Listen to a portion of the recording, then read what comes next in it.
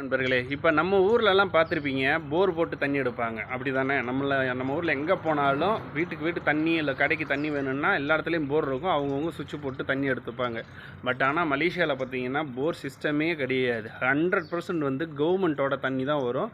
Government plus private இந்த ரெண்டும் சேர்ந்தாப்புல ஒரு இண்டஸ்ட்ரியிலேருந்து தான் தண்ணி வரும். அது எப்படி வரும்னு பார்த்தீங்கன்னா, இந்த மாதிரி பைப் மூலியமாக போட்டுருவாங்க. இது வந்து மொத்தம் 4 மாடி இருக்கிற வீடு, 5 மாடி கிரவுண்ட் ஃப்ளோர் சேர்த்து மொத்தம் 5 பைப் இருக்குது பார்த்தீங்களா. இது ஒவ்வொரு வீட்டுக்கும் ஒவ்வொரு பைப்பு.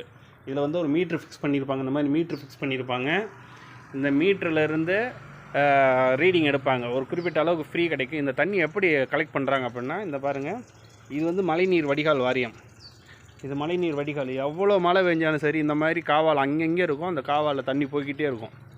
தண்ணி போய் நேராக போய் ஆற்றுக்கு போய் சேரும். அந்த ஆற்றுலேருந்து நேராக ஏரிக்கு போகும். அங்கேருந்து ப்யூரிஃபை பண்ணி என்ன பண்ணுவாங்கன்னா, அதுக்கப்புறம் வந்து ஒவ்வொரு வீட்டில் ஒவ்வொரு ஏரியாவில் இருக்கக்கூடிய ஒரு பெரிய டேங்க்குகளுக்கு அங்கேருந்து ஃபுல் பண்ணி ஏற்றிடுவாங்க, பெரிய பெரிய பைப் மூலிமா.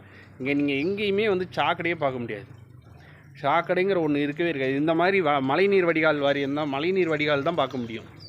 சாக்கடை எங்கேயுமே இருக்காது. எல்லாமே வந்து க்ளோஸ்டாக பூமிக்கு அடியில் போய் அது வந்து சீவேஜ் சிஸ்டத்துக்கு போய் அங்கேருந்து வந்து அதை சுத்திகரிப்பு பண்ணி கம்பெனிஸில் வந்து வேறு மற்ற யூசேஜுக்கு வந்து அந்த தண்ணீரை யூஸ் பண்ணுவாங்க. ஸோ குடிநீர் மற்ற பயன்பாட்டுகளாக வந்து நேராக வந்து ஏரியிலேருந்து ப்யூரிஃபை ஆகி நம்ம வீட்டுக்கு வந்து சேர்ந்துடும். இதுதான் மலேசியாவோட சிஸ்டம். மலேசியாவில் மட்டும்தான் உலகத்துலேயே அதிக அளவுக்கு நிலத்தடி நீர் இருக்குது. 90% மேலே நிலத்தடி நீர் இது வரைக்கும் பயன்படுத்தப்படாமல் இருக்க ஒரே நாடுன்னா அது மலேசியா மட்டும்தான். மலேசியா தன்னுடைய தண்ணீர் தேவை தனக்கு தேவையானது போக இன்றைக்கி சிங்கப்பூருக்கு தினமும் பல மில்லியன் கணக்கான லிட்டர்ஸ் தண்ணீரை வந்து வழங்கிக்கிட்டே இருக்கிறாங்க, ரொம்ப குறைஞ்ச காசில். ஸோ இதுதான் மலேசியாவுடைய மிக சிறப்பு. ஸோ நம்ம ஊர்லேயும் இந்த மாதிரிலாம் பண்ணால் ரொம்பவே நல்லாயிருக்கும், செய்வாங்கன்னு நான் எதிர்பார்க்குறேன். நன்றி, வணக்கம்.